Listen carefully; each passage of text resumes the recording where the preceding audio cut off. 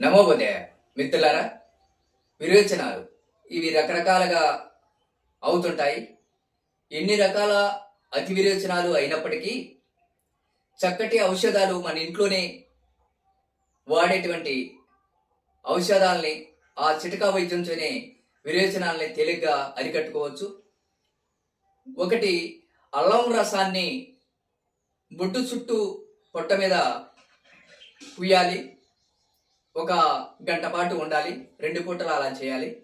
అలాగనే అరటిపండు, దానిలో చక్కెర కలుపుకొని తినాలి.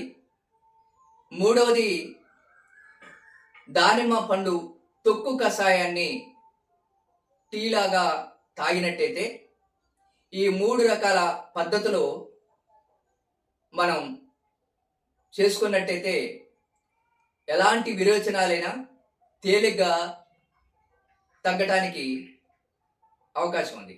జై గురుదేవ్.